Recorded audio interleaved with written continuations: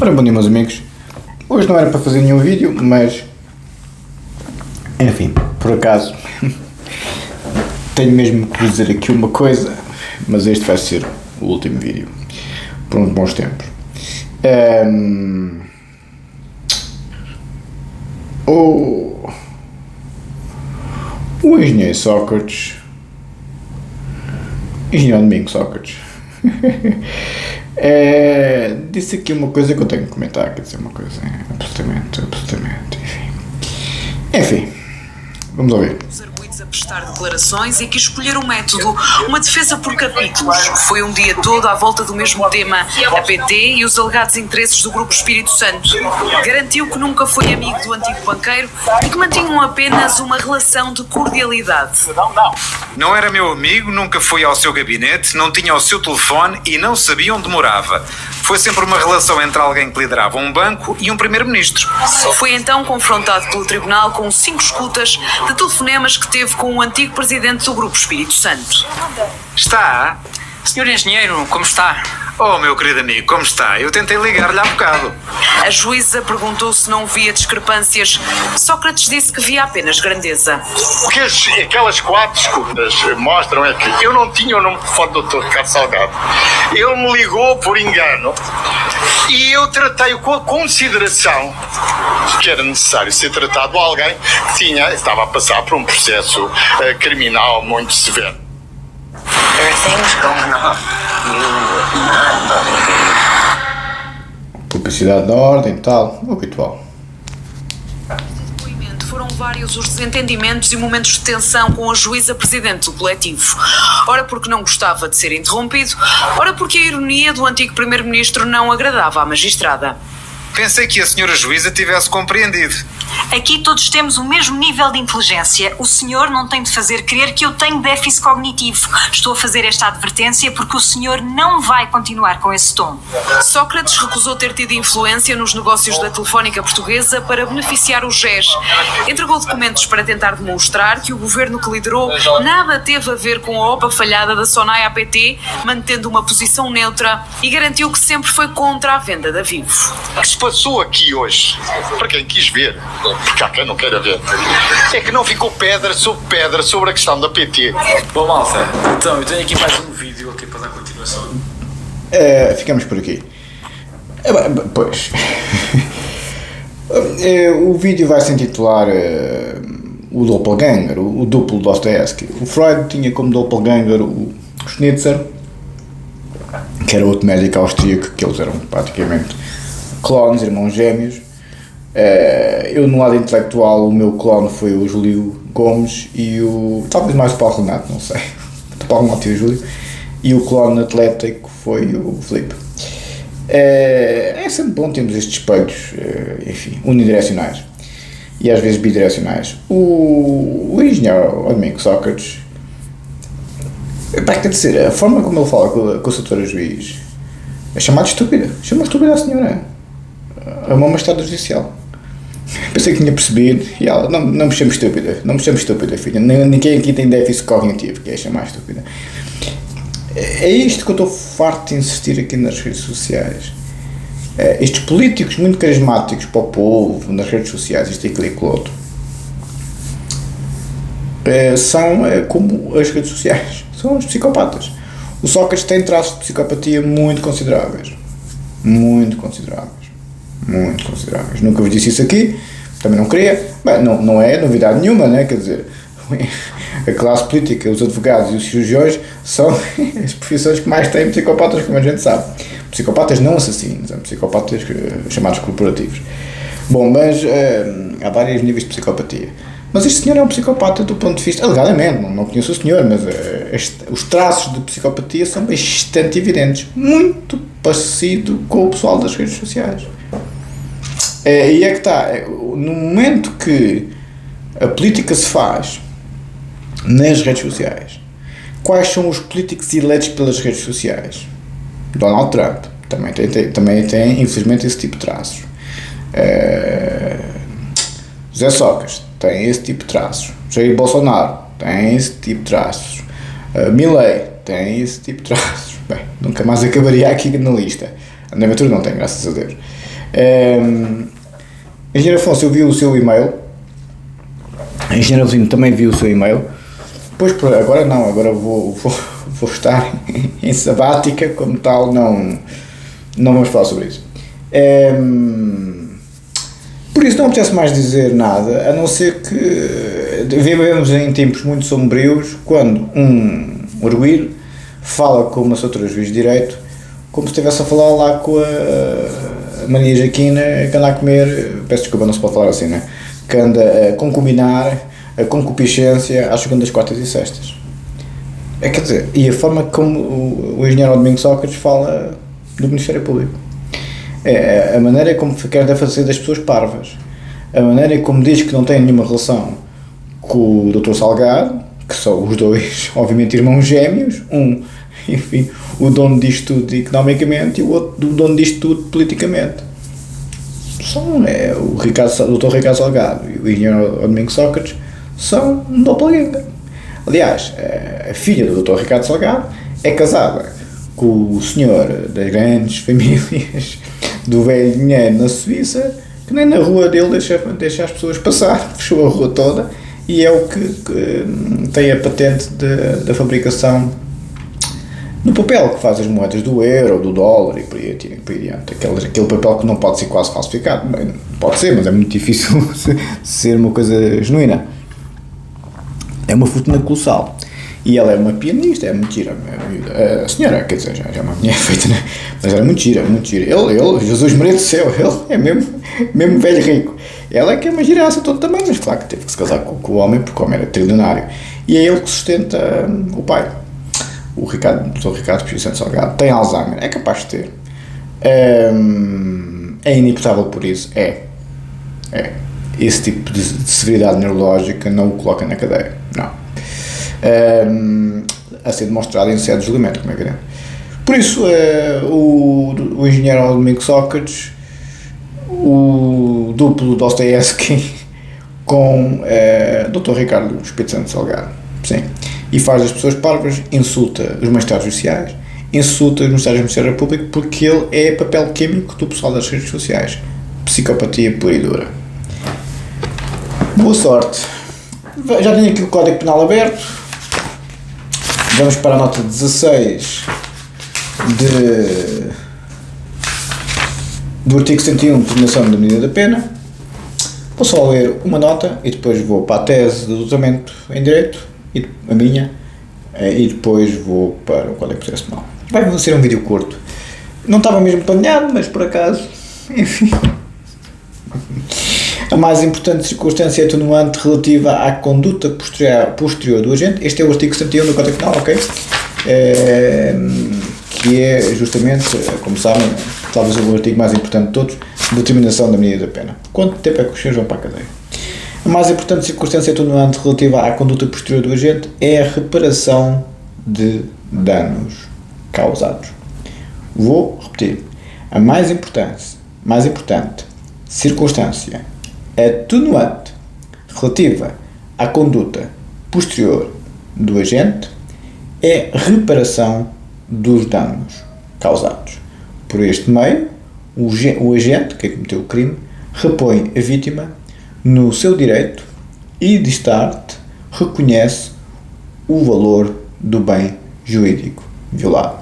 A reparação releva, seja material ou moral,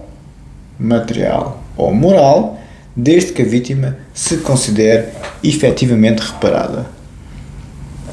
Faz-me lembrar o Chrissy, lá no Homem de Fogo, do Denzel Washington, em que quando ele vai subir pela favela acima e atrás do irmão do bandido que tinha raptado a Pita Ramos, a menina muito gira que ele pensava que estava morta.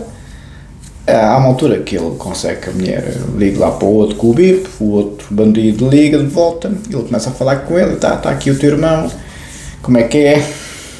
Vamos falar, senão isto acaba muito mal, mais ou menos assim. E o outro, quanto é que quer? Ele, dá-me só um segundinho, vou já dizer quanto é que quer. Chega ao pé do irmão e puxa da caçadeira de cantos cerrados, pumba, dá-lhe um tiro na mão que lhe despedaça os dedos todos. E a A esposa fica logo aos berros e vai buscar o dinheiro que estava dentro de um saco, dentro de água, lá de um barril de água, e tira um sacão de dinheiro, e ele depois aos berros para o bandido: eu não quero dinheiro, filho, eu quero-te a ti. Eu quero-te a ti, eu não quero dinheiro, filho, eu quero-te a ti. E já tinha despedaçado a mão do irmão. Gosto muito desse filme. Gosto muito desse filme quando um homem de mau, um Jean Valjean, tinha se tornado um Edmond Dantès, e depois o Edmond Dantès tornou-se Jean Valjean outra vez. Ou seja, um homem mau que se tornou um homem bom, e depois um homem bom que se tornou um homem mau. Eu gosto muito desse filme. Muito, muito, muito, muito. É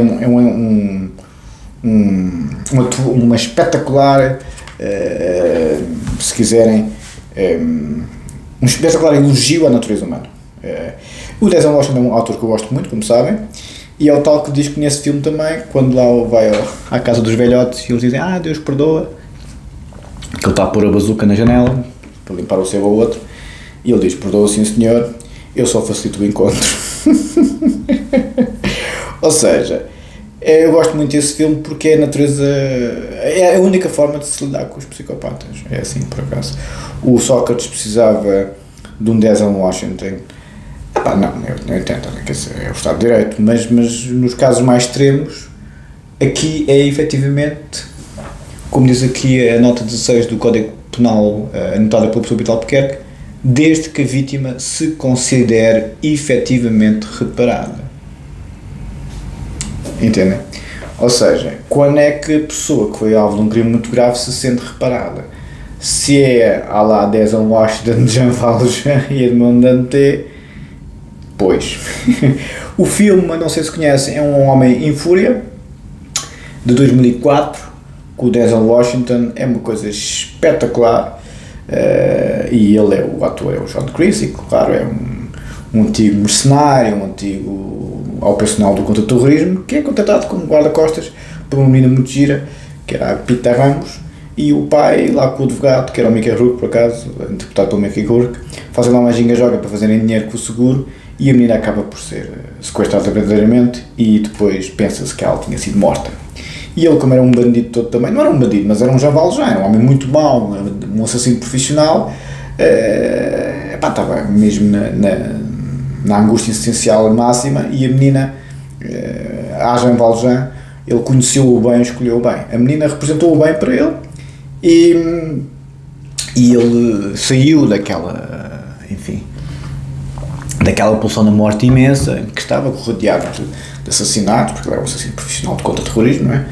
E tornou-se guarda-costas dela, e pronto, e tornou-se um homem bom, não é? Exatamente como o Jean Valjean, com o bispo, quando o Jean Valjean roubou os castiçais e a polícia o apanhou, e o bispo levaram o Jean Valjean, Le Misérables, o Jean Valjean, levam ao Victor Hugo. Edmond Dantès é o Conde de Monte Cristo, Alexandre Dumas. O pai, o homem dos Três Mosqueteiros e do Conde de Monte Cristo. O Alexandre Dumas filha, que é o homem da Dama das Camélias. Porque é preciso conhecer literatura, é preciso conhecer poesia, é preciso conhecer a natureza humana na sua essência da esteses, das sensações. Não há meia na mortágua, mas há poeta, há filósofo. Dichter, Denker, dizia o Heidegger sempre, estava sempre nisso, na articulação entre o poeta e o filósofo. Há autopoésis, a poésis, o direito como sistema autopoético, não é? do Torbner, que era o filósofo do direito do Habermas. Toda a gente fala, estas pessoas todas falam a mesma língua, entendem? É intelecto superior. Já vos disse que eu, quando era miúdo, tinha aquela fantasia: ou seria um lutador profissional, ou seria um intelectual. Por acaso calhou ser intelectual, mas fiquei sempre com aquela cassete do lutador profissional. Por isso é que nunca parei de treinar, por isso é que treinei tantas artes marciais, tanto o Karate permaneceu desde sempre, como o Jiu-Jitsu, como o Kickboxing, e até cheguei a experimentar outras coisas como o Benjac Silat e outras coisas afins, porque sempre tive aquela cassete do lutador profissional, um bocadinho como o John Creasy, quando se tornou um homem bom. Ou seja, temos estas competências, mas escolhemos o bem, não é? No meu caso, a minha Pita Ramos foi a psicanálise, não é? Conheci-o bem, não é? E a menina foi como ao bispo, do Jean Valjean, que quando o Jean Valjean roubou os castiçais do bispo, que lhe tinha dado guarida, a polícia sabia que eram os castiçais do bispo, chegou lá ao pé dele, está aqui este ladrão que roubou os castiçais. Ladrão? Então foi tão simpático que me levou os castiçais para limpar. Você já devia ter limpo isso. E o Jean Valjean ficou estupefacto, porque lá está, viu o bem, escolheu o bem. A partir daquele momento tornou-se um homem bom. Acontece muito com os bandidos, muito. O estrangulador de Green River, que matou muitas prostitutas, há uma altura quando o pai de uma delas diz em pleno tribunal que o perdoava porque acreditava no divino e a religião dele assim o determinava, o homem emocionou-se. Um psicopata a emocionar-se é muito raro mesmo, e ele emocionou-se em pleno tribunal porque lá está, conheceu o bem, não escolheu o bem, este já estava para lá do recuperável, mas emocionou-se porque ninguém o tinha tratado bem, especialmente depois de saber os ilícitos que tinham sido praticados, e foi o pai de uma das prostitutas que ele tinha morto, e era outro moralista de todo tamanho. Ele pensava que estava a ajudar a polícia a limpar, não sei se conhecem, é o Gary Ridgway, se não me falha a memória, e ele confessou mais de 70 homicídios, foi uma coisa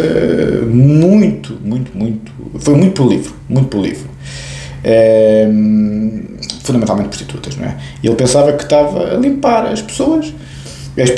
limpar a sociedade outro moralista. Voltamos sempre ao registro do psicopata, é sempre aqueles moralismos deles que estão a fazer o bem, de certa forma, a serem os tentores da verdade, não é? Muito típico dos psicopatas, são sempre os tentores da verdade, sempre. E este senhor emocionou-se quando o tal senhor disse que o perdoava. Muito parecido com o Jean Valjean, e muito parecido com o John Creasy, que a menina fez dele um Jean Valjean e fez dele um homem bom, mas depois de ter sido sequestrada e ele pensou assassinada, voltou à primeira forma, como é evidente, que é o que as pessoas costumam fazer quando estão em situações extremas. Chama-se núcleos primitivos da mente na psicanálise. Só um maluco é que se mete com o Jean Valjean ou com o John Creasy cá desta vida, ou com o Edmond Dantès. Mas enfim, a literatura ensina muito sobre a natureza humana, a cinematografia também, quando é boa, são tratados de natureza humana. Eu gosto muito de cinema, como já perceberam, e principalmente estes filmes de grande natureza humana, que são grandes atores, grandes argumentos, grandes realizadores, como Don Corleone, interpretado por Marlon Brando. A uma altura que há um cantor meio choninhas lá de Hollywood que vai pedir favores porque estava com problemas de dinheiro e começa a chorar, e o Marlon Brando já é velhote, lá à frente dos mafiosos todos, que era o padrinho, dá-lhe 2 chapadas na focinha. E se parasse de chorar, e se fosse homem, e se tivesse os tomates no sítio e fosse homem, parasse de chorar, dá-lhe 2 chapadas na focinha, os outros começam todos a rir. É isto que nos dias de hoje falta. Homens a sério, começam a chorar, leva 2 chapadas na focinha, homenzinho, para assumir as tuas responsabilidades. Depois apanham com o John Creasy desta vida, apanham com o Jean Valjean desta vida, apanham com os Edmond Dantès desta vida, porque são homens fracos, entendem? O homem fraco, quando apanha um homem forte, ui, onde é que a coisa não vai parar? Porque os psicopatas têm muito medo dos homens fortes, muito, porque são os únicos que os conseguem meter na linha.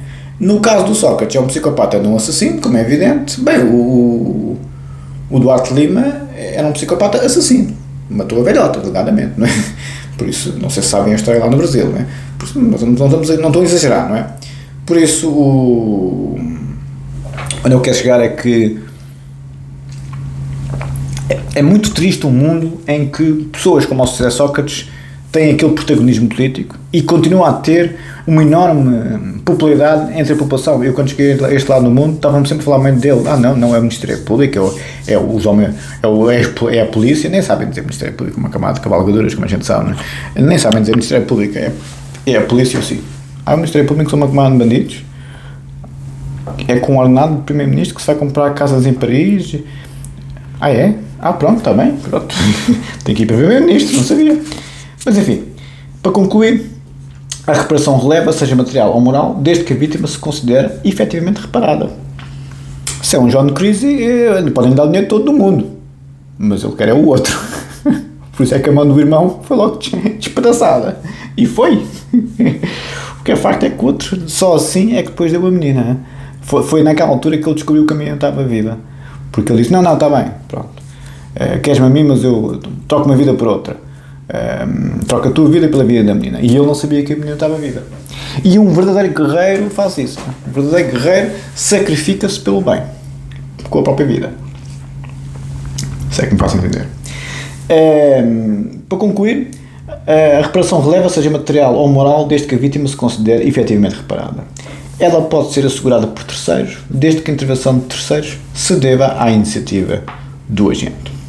Ou seja, se quem cometeu o crime, se, enfim, fala com terceiros para reparar a vítima. Eu não gosto muito do registro de vítima-agente, gosto mais de presa-predador. Gosto mais disso.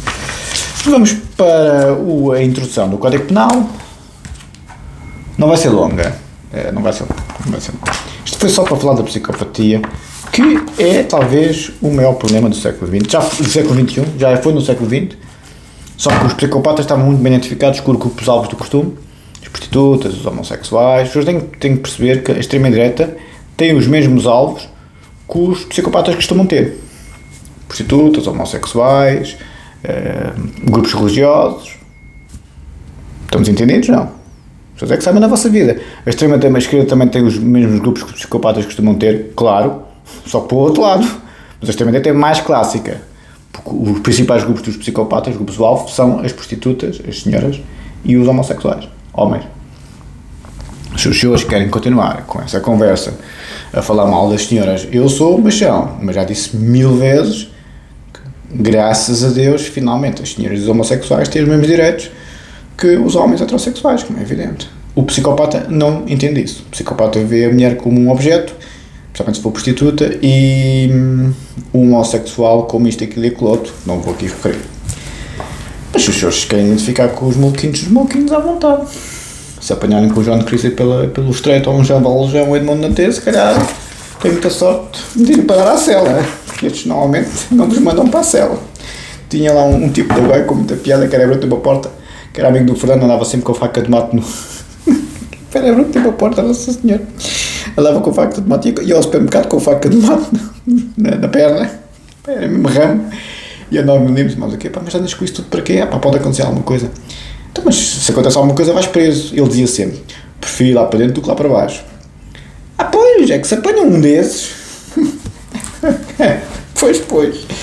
Bom, para um parágrafozinho do Código Penal, introdução, mas também não lhe é estranho, estamos a falar aqui da solução do Código Penal, mas também não é estranho outro pensamento fundamental, o de retirar à pena de prisão todo o caráter infamante, em consonância de resto com o disposto no artigo 65, outra novidade do Código relativamente ao nosso direito atual, onde se proclama, o artigo 65, que nenhuma pena envolve, com efeito necessário, a perda de direitos civis, profissionais ou políticos. Vejam bem, o artigo 65 do Código Penal, a abertura, até na pena privativa de liberdade, os senhores têm os vossos direitos políticos. Mas aparentemente os psicopatas do costume sabem mais que o Código Penal e são superiores ao Código Penal. Temos José Sócrates no seu melhor e outros afins. De acordo com estas ideias, há que alterar-se a legislação sobre o registro criminal, encontrando-se o respectivo projeto já elaborado. Este é... Posso dar aqui só um pequeno apontamento do artigo 65, isto é a introdução do Código Penal, decreto de lei, como sabem, de 82. O artigo 65, que eu por acaso tinha uma ideia, eu lembro dele, porque já li o Código Penal várias vezes, não é? E então, sempre volta nele, como sabem. Mal abri, já está aqui uma citação do professor Sousa Brito. Estou aqui na nota 7, diz logo, a CRP não tolera efeitos penais automáticos sobre a admissibilidade de efeitos automáticos de Figueiredo Dias de um lado e Sousa Brito do outro. Ou seja, o Conselho Sousa Brito discordou do professor Figueiredo Dias aqui no que concerne a este artigo 65 que são princípios gerais, penas acessórios e efeitos das penas. Veja bem, nos artigos fundamentais apareceu-me logo, mal abri o Código Penal da nota, que é a nota 7, página 393, o professor Sousa Brito apareceu logo, o seu conselheiro Sousa Brito. E pronto, nós aprendemos com estas pessoas, somos discípulos destas pessoas. O seu conselheiro Sousa Brito, como sabem, é discípulo do Heidegger e do Gadamer direto, lá na Alemanha, esteve lá muitos anos. Quando eu conheci o Dr. Vera Jardim, que foi ministro, como sabem, do PS, disse-me logo, pois o Zé, é o seu conselheiro, o Zé, esteve lá muitos anos. Eu estive lá, mas estive lá pouco. O Zé esteve lá muitos anos, o seu conselheiro. O pessoal tinha um respeitinho por ele. As pessoas não conhecem, pois não. As pessoas não conhecem. O que as pessoas conhecem é as redes sociais. Isso é o que as pessoas conhecem. Artigo 65, princípios gerais. 1. Nenhuma pena envolve como efeito necessário a perda de direitos civis, profissionais ou políticos. Atenção, não é? Mesmo a pena privativa de liberdade, não é? Vejam bem. Quanto mais as vossas opiniões políticas. Mas enfim. Número 2. A lei pode fazer corresponder a certos crimes a proibição do exercício de determinados direitos ou profissões. Como é evidente, não é? Se forem uns assassinos ou uns abusadores, não podem, obviamente, ter determinado tipo de profissão, não é? Não podem ser juízes de direito nem psicanalistas, como é evidente, não é? Por isso, vamos para a tese.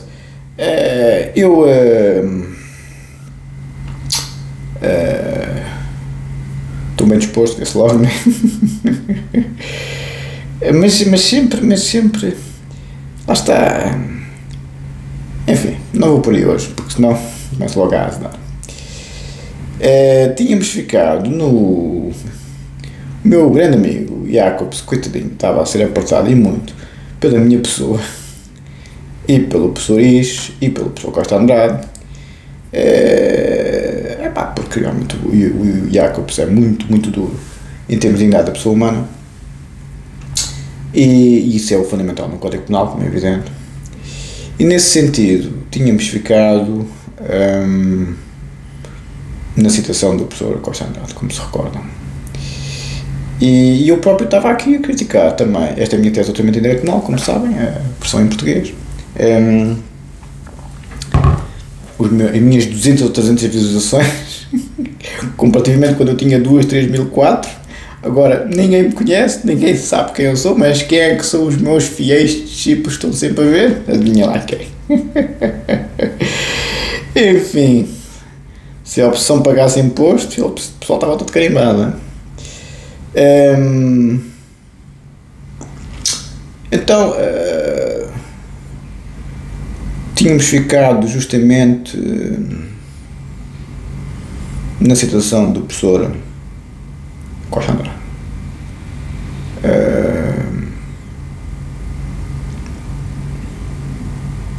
Exatamente. Tínhamos ficado no Luhmann e depois o professor Costa Andrade.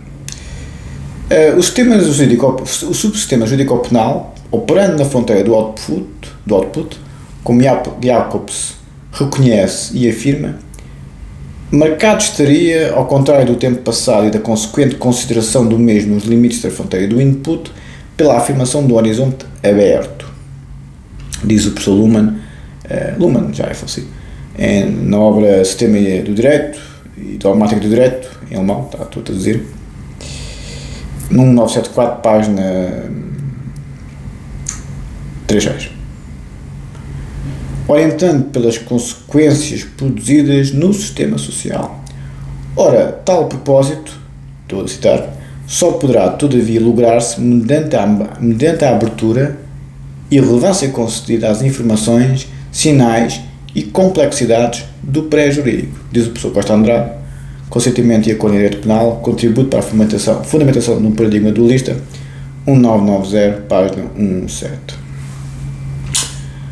Para concluir, um sistema nesta fronteira compreendido, aberto ao seu horizonte de atuação, centrado nos efeitos a produzir no ambiente, em tudo se distinguiria de um sistema encerrado no interior das fronteiras do input e que o próprio Jacobs reconhece e parece querer rejeitar. Porquanto que este seria sempre tornado como um sistema fechado, encerrado e consumido na sua autorreferência, autopoética, agora vos acabei de referir isto, elementar. Eu digo em nota de notar, no entanto, que mesmo a correta adoção do esforço compreensivo do sistema penal de... Como é que eu estou aqui a pôr mais luz? Do sistema penal de Jacobs e do universo conceptual estruturante do mesmo, de que a culpa jurídico-penal ainda faria parte, quando não se tem em conta todos os conhecidos esforços de repúdio in toto do conceito. Está integrado no âmbito de uma, pelo menos tentada, diz o professor Pinto Albuquerque, estou a citar aqui o professor Pinto Albuquerque, na tese de mestrado dele, mudança de paradigma do direito penal, orientando-se prevalentemente para o output e não para o input do sistema penal. Pinto Albuquerque, introdução à atual discussão sobre o problema de Cuba em direito penal. Introdução, isto é a tese de mestrado do professor Pinto Albuquerque. Introdução à atual discussão sobre o problema da culpa em direito penal, 1994, páginas 7, 6 e seguintes. Esta mudança, seja ela consumada ou tentada, significa que, outra vez tradução, citação, diz o professor Figueiredo Dias, não pode ainda falar-se de um novo paradigma da doutrina do crime, já perfeitamente definido e estabilizado, senão de tentativas de repensamento de antigos paradigmas. Sim, o professor Figueiredo Dias tem toda a razão, como sempre.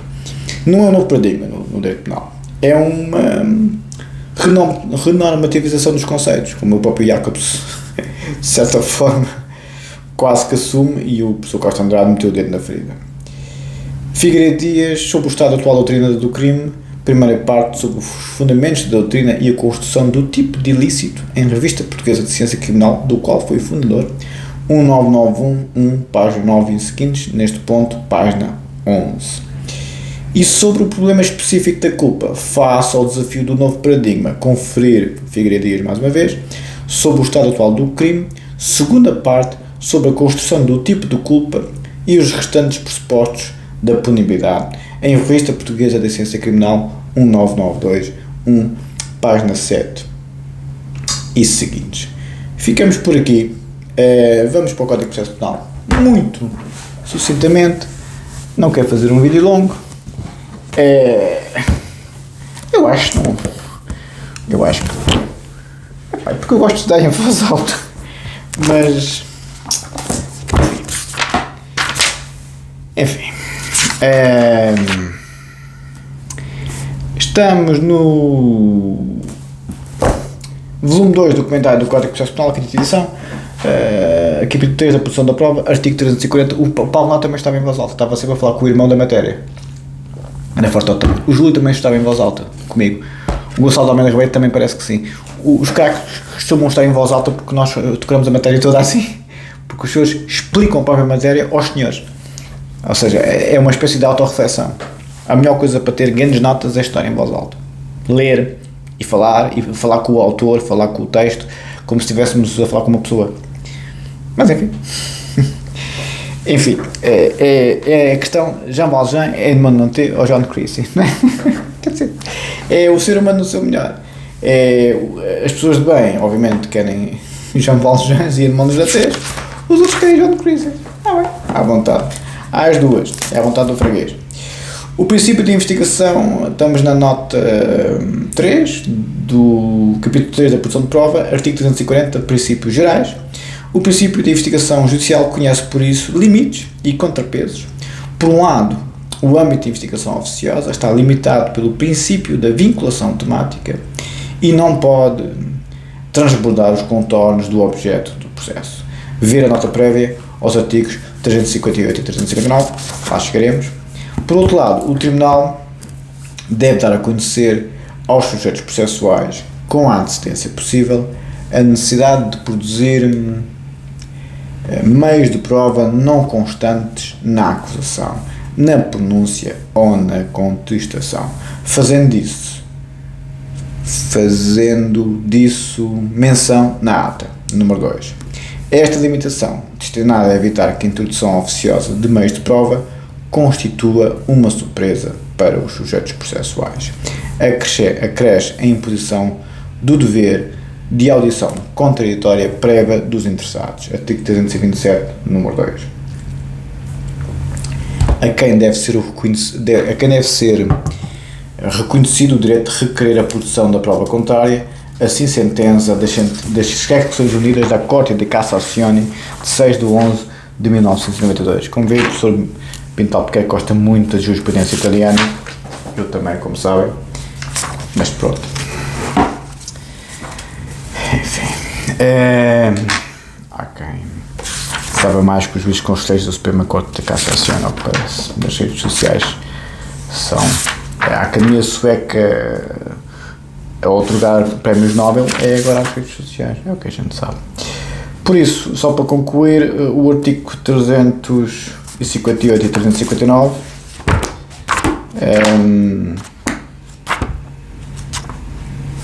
artigo 358, mal abri, também está logo aqui o professor Paulo Sousa Mendes, mal abri, artigo 359, começa logo aqui, não releva para este efeito a questão de saber se a abertura do inquérito pelos novos fatos conduz ou não à violação de nem bis e nem dano, contra Paulo de Sousa Mendes, 2015, 149. Fico muito nutrido a ver o Código Penal e o Código de Processo Penal e os meus confrades todos aqui. Gosto tanto, porque o professor Paulo Sousa Mendes, como sabem, foi o argumento do meu projeto de tese, porque me passou. Não conhecem bem não? Pois, não, porque não, que não. As pessoas não conhecem nada, a não ser os jogos da vida. Pois, a gente sabe. Artigo 359, alteração substancial dos fatos descritos na acusação ou na pronúncia. O professor Paulo Sousa Mendes também pertencia lá à tortura do Conselho de Zirito, viu mais tarde. E ele quando viu, está aqui, claro. Depois calculei logo com o seu conselheiro convidar. Foi o tal que levou a filha a derreter-se. O doutor já viu a minha filha? Sim, já vi, professor, já vi. É muito simpática, é assim, senhor professor, é assim. Tinha um medo que me pelava de meter com as miúdas, que eu fazia a minha asneira. Não se pode dizer isto, temos que ser todos florzinhas. Peço imensa desculpa. Ui, vamos assobiar com as nossas florzinhas. Artigo 358, alteração não substancial dos factos descritos na acusação ou na pronúncia. Essa é a letra da lei.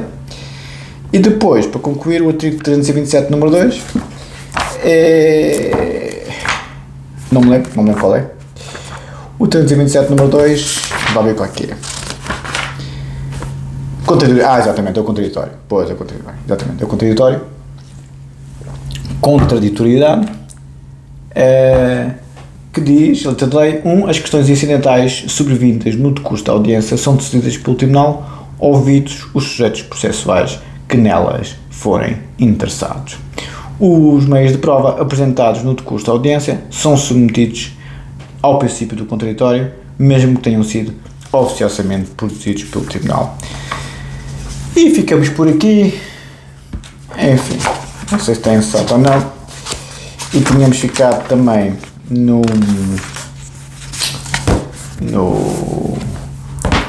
Código Penal, na introdução, a ler o índice.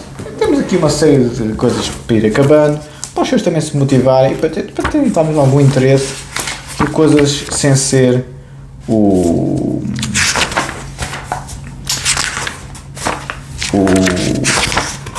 a psicopatia de Sócrates. Página 15, para ler os 3 códigos. Código Penal, já lemos. Código de Processo Penal, volume 2, já lemos. E agora o Código de Processo Penal, volume 1, vamos ler só uma coisinha, nada. Livro 2, isto é um índice. Livro 2 dos atos processuais, disposições gerais. Título 1, disposições gerais. Título 2, das formas dos atos e da sua documentação. Título 3, do tempo dos atos e da aceleração do processo. Título 4, da comunicação dos atos e da convocação para eles. Título 5, das nulidades. Livro 3, da prova. Disposições gerais. Título 2, dos meios de prova. Capítulo 1, da prova testemunhal. Capítulo 2, das declarações do arguido, do assistente e das partes civis. Capítulo 3, da prova por acariação. Capítulo 4, da prova por reconhecimento. Capítulo 5, da reconstituição do facto. Capítulo 6, da prova pericial. Tem um capítulo inteirinho, não é? Inteirinho. Da prova pericial tem 50 páginas no Código de Processo Penal. Da página 624 à página 674. Capítulo 7 da prova documental. Ficamos por aqui. Muito obrigado. Um abraço.